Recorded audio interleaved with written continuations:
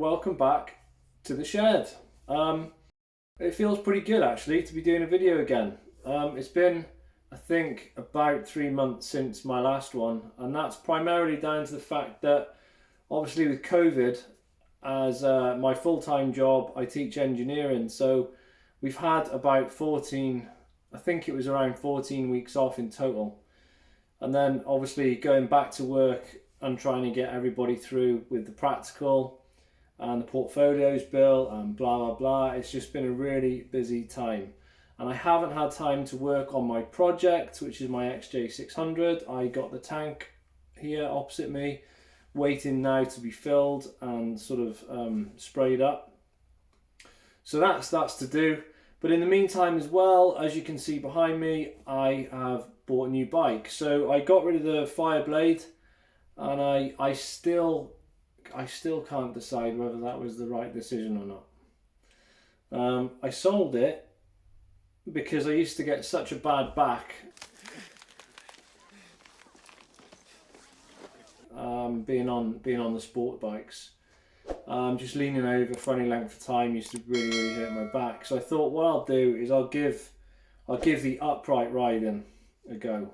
And as you can see here, I have the CB1000R. It's not the Plus edition, so I'll show you around the bike a little bit in the video and we'll chat about it now. But I've swapped bikes and I've only had this for a couple of weeks. I've been out once, I've done about 140 mile. So it's a big change.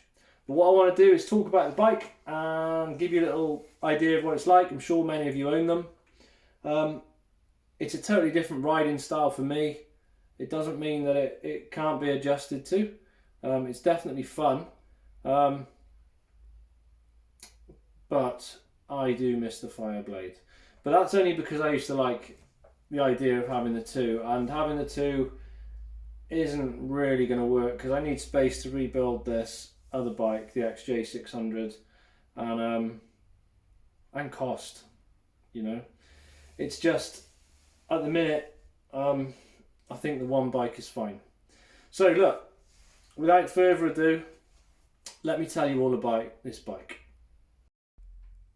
So, retro roadster, street fighter, naked cruiser, call it what you want, the Honda CB1000R, it could be all of those things. But the bike still manages to be individual. Honda call it a Neo Sports Cafe bike, and we're not going to argue over, you know, any other conflation of words or phrases. It sort of is what it is. But what's more important than finding a pigeonhole for the CB is really understanding what it can do, and I will say the quality of its construction. Speaking honestly, the bike does enshrine Honda's obsession with detail and construction, and as well as letting the Japanese designers loose with some styling touches. And there are a couple of those which I'm not keen on, but there we go, I didn't design the bike. But as for the motive, I mean, that just comes from it being an updated version of the previous CB1000's 998cc motor, but, you know, with more power and less weight to push around. But if you were to ask me what is it like, if you've not ridden one, well, there's a great deal to take in with the bike. And not just because of its big presence, because it feels big. It feels short, but it does feel quite a big bike. For starters, there's all of the little details to this bike, such as the unusual headlight that manages to look futuristic and retro at the same time.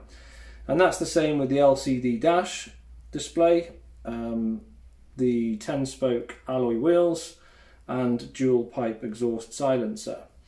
Although this bike doesn't have that. I've removed it, well, I haven't removed it, I bought it actually with an IX Racing stubby can on there.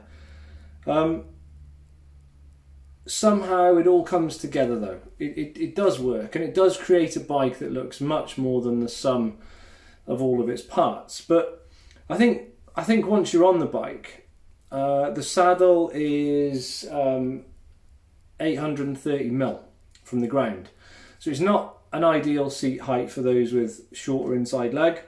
The seat is quite thin, but it does have enough padding to deal with the rides.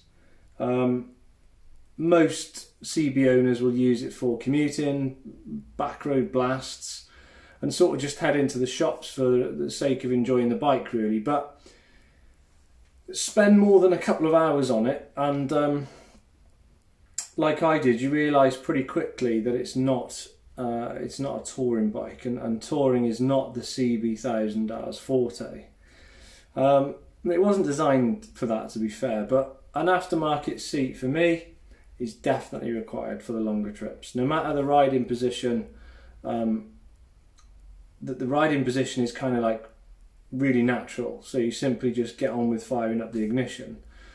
But of course that then brings that nice LCD screen to life, which shows all of the vital information clearly, and with some of the sort of flashy histrionics of others in this corner of the market. But curiously, starting is done by a key, you know, being twisted in the ignition barrel rather than a keyless system, as you might expect on a bike of this price and pitch. But, you know, it works, so we won't knock it. The one thing I do dislike about the screen on this bike is that in bright sunlight, it does a really good job of, at certain angles, blinding you completely. And I was really glad that I had a black visor, because I think that could have been a little bit worse. But turn the key and you fire up the 998cc motor, and I will say it really is a cracking engine. It's still based on the 2006 Fireblade unit rather than a newer version. It now boasts 12 brake horsepower more than its predecessor and has more torque too. So, you know, well, not only that, the power is spread across the whole range, and the rev limit has been raised from the old CB's 10,300 RPM to 11,500 RPM. So combine that with 4% shorter gearing, and the effect is actually pretty sensational when you open up the throttle. But that's the thing, you do need to open up the throttle. It does pull with a sort of force only a big bore machine can generate, but it does feel quite brawny as well, almost like the engine's got an extra sort of 400cc hidden away in its depths. And the engine does have a nice growl to it, but that's really when the motor is spinning past about 6,000 RPM. Anything less and it sounds a little bit tame, but that can be remedied. But you will need to throw some extra dollar at it, and maybe get a decat system on, or tweak this one at least. Varying the throttle input is perfectly smooth thanks to this drive-by-wire system that Honda have, well, they seem to have ironed out any kinks from, so that's really smooth. You know, throw that in with the assisted slipper clutch and you can make pretty rapid changes to keep the engine howling away, or you can just potter along smoothly. There are also 3 riding modes on offer, which you've got standard, rain and sport, plus a user setting to let you sort of dial in and save your own preferences for the traction control and the torque and the sort of engine braking. And I will say the engine braking is really good on this bike. It is really effective. I mean, I stick with the sport setup. I've only done 140 miles on it so far, and I like the sport setup, especially if you just happen to come across a quiet, well surfaced, stretched. It's easy to flick it about for a bit more fun, and you know, whichever mode you need, it handles well, and it has an agility actually that sort of belies its size and weight. It's quite easy to throw around, you know. I think it tips the scales at 12 kilograms less than its predecessor, so, you know, that helps when leaning into a bend where the steering feels pretty quick, real planted on the road. You know, feeding the power for the exit, and that sort of balanced stance carries through. So it's good. It is good. The only thing for me, the rear suspension, it just feels like a bit of an afterthought. I had to adjust the pre-tension to about setting 6 just to stop it feeling like I was riding Seabiscuit in the Grand National, you know. But after some tweaks and adjustments to the front and rear suspension, it's pretty clear the bike is capable of dealing with sort of, well, the usual mockery of a surface that we find in the UK. But that makes it a shame that the seat isn't more comfortable on longer trips, because, you know, the CB could make a very able tourer to add to its list of considerable charms, you know.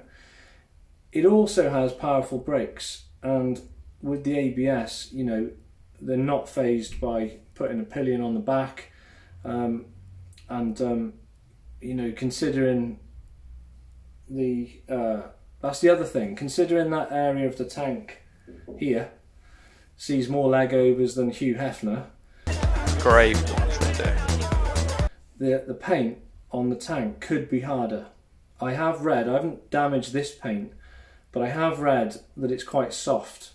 So I am being super careful at the minute, and I'll definitely be ordering some protection for that paint in terms of you know, clothing protection and stuff like that. So should you buy one? Well, I'm going to be honest, I am undecided about this bike, but for me. At the minute it sits in the shed, begging to be ridden, but obviously at the minute I'm just a little bit busy. If I'm going to keep it, because I'm not decided if I'm going to keep it yet. If I'm going to keep it, I will need to customise it and change it to suit me. It's very much a bike for the real world, where a huge top speed is far less important than off-the-line grunt, stability and comfort.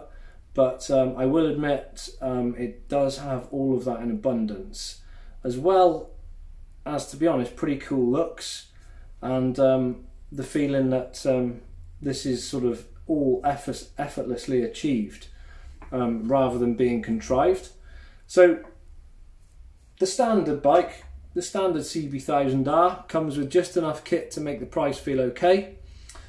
But I think the Plus model, which is about another £1,000, adds about another £1,000 to the price. I think that's the one to have. It does come with heated grips, a fly screen. I mean, yes, I have put a pug screen on this, but it comes with the quick shifter and other various aluminium panels, I think, just to highlight the bike's looks. But, you know, next to some very talented rivals, the Honda might have previously seemed like the safe, sensible choice. But I think it remains this, in as much as it will be reliable and glitch-free to own, to ride and use, being a typical Honda, you know, reliable, very reliable bikes. But it now has a sense of occasion that probably puts it, for me, in the class of those bikes, right at the very top. And as I say, I think I'm undecided at the minute with it. I need to take it out a little bit more, probably customise it a little bit. I think the pros on the bike are the fact that it doesn't look like anything else. I think it sits in its own bracket like that. Maybe the BMW R900T. It's got a wonderful engine, depth of quality and finish. Now the cons are comfort on longer trips. I know it's not designed for longer trips, but that seat could be a lot more comfortable. So, you know, and that rear suspension, I do think could have been better. But, you know, for the money, it's what, 11,299 on the road, includes a 2-year unlimited mileage warranty from Honda. You know, the 998cc 4-stroke liquid cooled 4-cylinder inline fuel injection 6-speed manual transmission. Yeah, it's a decent machine. It is, and it wouldn't, if I didn't keep it, it wouldn't be just because of it not being a good bike in any sense of the word. It would just because it wouldn't be the bike for me. But, you know, it's got a 16.2 litre tank, a top speed of about 150 miles an hour, I think, an average fuel consumption around 48 miles per gallon, claimed. But there we go. Thanks for watching. I'll leave it to you whether you want to buy one or not, but that's my review on the CB1000R. I'll get some road footage on there for you, and I'll see you very soon. So thanks for watching Shed Talk. Take care, guys.